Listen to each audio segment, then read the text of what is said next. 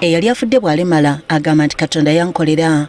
Olugero luno lutuukirira bulungi ku Isima Matovu, omutuuze w'e Kasana mu disitulikiti y'e Luweero eyatemwako okugula oluvannyuma lw'okkuba essasi nga bwe twakulombojjedde olunaku lw'eggulo. Nga tannatuuka ku mitawaana gino, Matovu yalina omukyala n'abaana 3. Wabula oluvannyuma lw'okusalibwako okugulu n'ensimbi empitirivu ezasaasaanyizibwa mu ddwaliro, embeera yamunyiga, amaka bwe gatyo ne gasattulukuka.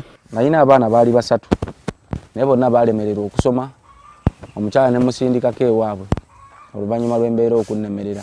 Takyasobola kubeera nga asobola okutuukiriza obuvunaanyizibwa bwe nga omwami.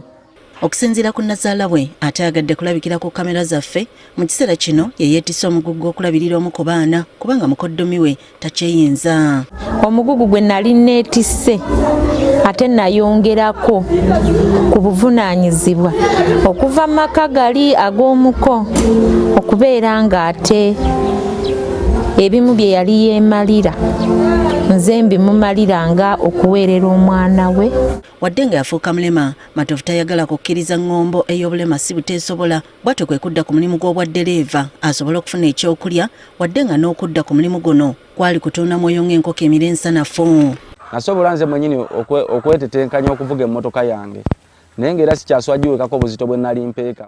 Nawe kitunulemu, omusajja w'okugula okumu engeri gy'avugamu emmotoka ey'ebiziizi 3 okuli omuliro, kulaaki ne buleeki, naye mwanattu atetenkanya bw'atyo okugivuga. Mu kusimbula wano nsobola n'enkozesa omuliro guno gwa injekita ne gunyambako ko mu kutandika obutanzikirako mu kulaaki. Wefunamuko ka speed awo n'enkyusa okugulu kuno kwe nasigaza okwa kkono ne kudda ku muliro, era okumala okuva ku muliro ne kudda ku kulaaki. Bwe bulamu bwe mpitamu obw'okusoomoozebwa, naye ng'era sikikola nti njagala. N'olw'obutafuna bwenkanya neetetenkanya nsobola okufuna ekyokulya. Matovu agamba nti waliwo watuuka ku makubo amabi ne yeesanga ng'alina okukozesa omukono okukwata ku muliro, okugulu okulala ne kubeera ku kulaaki. Era nkwatayo omukono guno wentuuka awabi, nenkwatayo omukono nensobola okuba nga nengera wali mu maaso, nenkwatayo omukono wempita awabi nenzizaayo ekigere kyange ku muliro. Matovu akimanyi bulungi nti okuvuga emmotoka mu mbeera eno obulamu bwe aba buteeka mu katyabaga, wabula talina kyakkola kubanga alina okulya, era asoomoozebwa nnyo ku koolaasi kubanga emmotoka zibaako nnyingi. Ekyokubiri osobola okuba nga oyagala kuyisa naye ng'ate weetaaga okwongeza omuliro. Kati ogenda okuggyayo okugulu kuno, ogenda okuzza ku muliro, okutakula kiwano okuzze ku muliro, owabeera okusoomoozaawo okw'amaanyi. Nti oyinza ogenda okujja ku kulaaki okuteeke ku muliro ate oyongeze ng'ate oluusi eno bakusaba giya nnene. Kati ogenda okujusa oteekemu giya nnene mu mangu ago, weba yeeva mu maaso eba etuuse. Kati yasalawo okuvugira mu byalo nga yeewala koolaasi olw'emmotoka. Ekintiisa okuvugira ku koolaasi nti nnyinza ofundikira ng'ate n'okugulu kwe nasigaza ku lugenze.